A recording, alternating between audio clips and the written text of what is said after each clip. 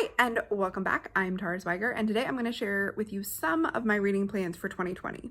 Now, I've done a whole episode about the Read Harder Challenge in 2020, and I gave a zillion suggestions for books you could read to do the Read Harder Challenge and books I plan on reading for the Read Harder Challenge. But I have more reading plans than that. Because in 2019, I read over 130 books. And the Read Harder Challenge will require just 24 books at most. But in fact, a lot of the books I plan on reading kind of crossover and will cover like 3 challenges at once. So I thought I could share my other plans. I want to participate in another challenge, which is the Reading Women Challenge. I don't know if you guys are familiar with the podcast or the website Reading Women. Their tagline is "Take back half the bookshelf." So it's really about realizing that they were readers who read a lot of classics and were mostly reading men. And they're like, women are half the population, but they didn't make up half their bookshelf. So they are interviewing authors who are women all the time, talking about, they have a challenge each year that you fulfill like the challenges by choosing a book that fulfills that challenge written by a woman. So like that's always the underlying thing with that challenge. And I was like, I think I read a lot of women. So I went back and I looked and like I stopped counting when I hit over 90 of the 130 books I read last year were by women. I just stopped at 90. I was like, okay, we're way more than 3/4. So that's not a problem.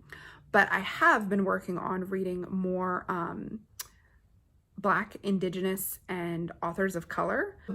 Basically, the reason I want to make sure that I am reading a variety of authors from different places and ethnicities and backgrounds and experiences is because reading is one of the best ways to develop empathy and to understand someone else's experience.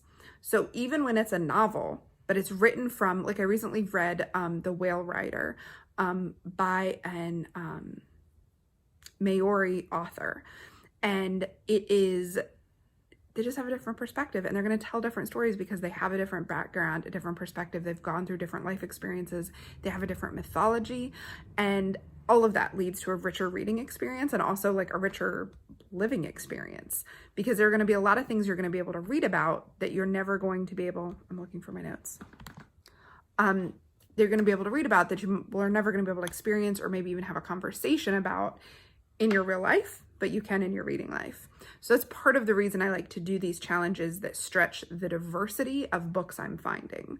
So the Read Harder Challenge is specifically aimed at that, and we talked all about it, diversifying your reading, but so is the Reading Women Challenge. So I will link up to where the Reading Women Challenge is. So the Reading Women Challenge has 24 challenges, and one of them is like read a book by an author from the Caribbean or India, and obviously like a woman author, a book translated from an Asian language, a book about the environment, a picture book, a nonfiction title by a woman historian.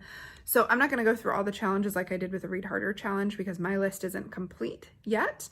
I might share that with you probably at some point in the year. We'll do like a mid-year check-in on them, but I'll link it up so you can find it yourself. And if you're having a hard time filling any of those challenges, post here, ask me, and I have basically articles I found that suggest books that would fulfill any of the challenges. So I won't just tell you what I plan on reading, but also articles that have way more suggestions for those challenges. So that's one thing, is the Reading Women Challenge. The other thing is my husband gave me the whole Jane Austen collection in beautiful cloth hardbound. It's sitting right here, you just can't see it, and for Christmas, and I want to read them. I've read Pride and Prejudice and Emma, but not the others, Sense and Sensibility, Persuasion, Northanger Abbey. There's another one, and I want to read them, and I want to read them kind of all in one go. And I also want, this book has been on my list forever. It's called Jane Austen, A Life by Claire Tomalin, and she is a historian that writes biographies about different authors, and the book is supposed to be amazing and beautifully written, and it will actually fulfill one of the Reading Women challenges, which is a nonfiction title by a women historian. And there's another challenge. It's like read a biography.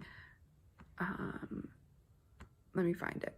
Oh, just read a biography written by a woman. Bonus points if the subject of the biography and the biographer are both women, which Jane Austen by Claire Tomalin would count.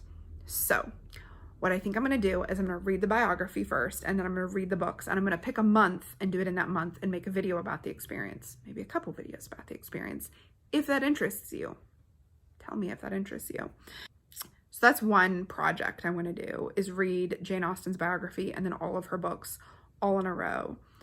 In that Read Herder challenge, you might remember that there is a challenge to read a retelling of like a classic. And so I have several retellings from the library of Jane Austen books. I talked about Jane Austen. The other thing he got me for Christmas, because he went kind of crazy, you can see them right here just a little bit, is the Little House on the Prairie first 3 books. I think there's more than 3 books, but this was a box set with beautiful art of the first 3 books. And these were one of my childhood favorites, along with Anne of Green Gables. And a YouTuber I love, Kayla from Books and Lala, she's doing a series rereading my childhood favorites, and she's going through like grade by grade and rereading what she read in that grade, and also like showing pictures of her in that grade and talking about what she was going through in that grade. I don't have kind of any memory of elementary school or much of junior high. So I don't know what I read when, but I do know what my favorite books were. And the more I started thinking about different years and what was happening in my life in different years, the more I was able to come up with. And so I would like to do a rereading of childhood favorites, especially because now we're reading with our kids, obviously picture books because they've been under 3. But as they get older, I would like to remember what it is I read and loved. So some of the books on my childhood favorites list. So Little House on the Prairie, obviously. I think I read that. Did I write that down? I think I read that 8 to 10 years old, like 3rd to 5th grade, somewhere in there. Anne of Green Gables, all-time fave. Reread the first Anne of Green Gables several times in between 10 and 12. And then when I read everything that was age appropriate in my elementary school, so this is under 6th grade, my elementary school library, my librarian suggested that I picked up Jeannette Oke's Love Comes Softly. How many of you guys film me with Love Comes Softly? And my librarian was like, I don't think you're old enough to read that. And I was like, well, it's in our library, so I think I can read it. And I want to reread that because I'm super curious, because that got me into this whole thing of all of the Jeannette Oke books that they're all Christian historical fiction set mostly in the Old West. So it went right in alignment with the Little House on the Prairie books, like they're set at the same time. And in Love Comes Softly, a woman is sent to help care for this man's daughter. I think her name is Missy. And they fall in love. They get married even though they don't know each other. Something. And she becomes a mother to this daughter. And then the Love Comes Softly books follow their family. And then Missy grows up. Missy grows up, and then she has a series of books, and I read them all. I don't think I can read them all now, but I could read Love Comes Softly, I think, maybe, without poking my own eyes out. And maybe it's great, and you guys love it as adults. I don't know, because I read it as an 11-year-old, and I didn't understand it. And then I was thinking about what I loved as a teenager, and going along with a Christian historical fiction, me and actually several of the adults at my church got really into the novels by Brodie and Brock Taney. It's Thone. Theone.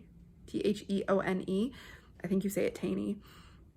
They wrote Christian historical fiction set in World War II, and I became obsessed with World War II, and I read a lot of historical fiction set in World War II. Now I realize everybody does that. So like to me, it was like this whole new thing. And at that same time, I read Remember the Stars in school and Diary of Anne Frank. I was like, like some real dark stuff for a kid. So I was thinking about rereading one of their books.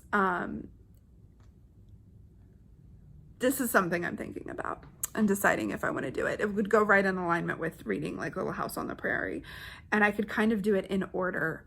There's another book that came to me as I was talking about Jeannete Oke that I loved. Oh, because I said Missy. So I would have been younger. I would have been 8 to 9. I loved the Missy of Chincoteague books. And Missy of Chincoteague, I think, is just a novel about a pony.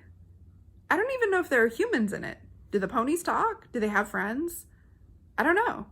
It's called Missy of Chincoteague, that I know, and I loved it. I mean, I can picture the book cover so much.